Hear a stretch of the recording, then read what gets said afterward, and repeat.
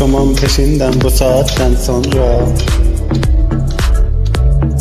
Geleceksen gel, beni delirtme. Yine akşam olmaz, ben böyle iyiyim. Herkesle iyiydim. Bir dönemler kendimle barışıktım. O zamanlarda febriydim. Ellerini tutamıyorum, bugün de kendi başıma kaldım.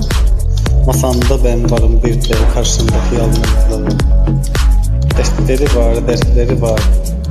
Beni yine sana kanmam için yaradım. Doğdum artık yalanlarına. Gözlerimde kanlar içinde, yine kalbim ağlar. Bu gece seni göremiyorum dağlardan. Kalan dağlarla bir de seçemiyorum. Sen varken geçmişi silemiyorum. Bak aklımda yarın var, sen yokken buna nasıl ulaşacağım? Bunu gerçekten bilmiyorum. Bir de düşünürken gizliyorum. Dolan yaşıda yaktım artık, kalanlarda istemiyorum. Ben böyle iyiyim. Herkesle iyiydim. Bir dönemler kendimle barışıktım, o zamanlarda devrildim. Koşamam peşinden bu saatten sonra. Geleceksen gel, beni delirtme. Yine akşam olmaz, ben böyle iyiyim. Herkesle iyiydim. Bir dönemler kendimle barışıktım, o zamanlarda devrildim. Konuşanlar boş konuşuyor, inan bana burada kimse mutlu değil bak. Senin için yapmayacağım.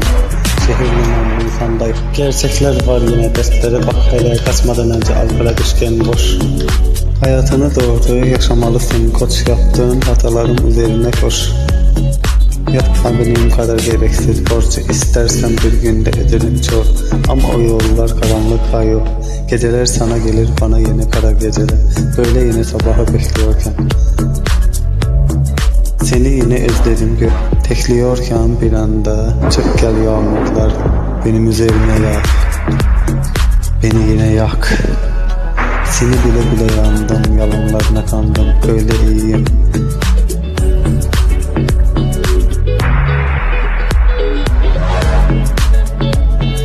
Herkesle iyiydim.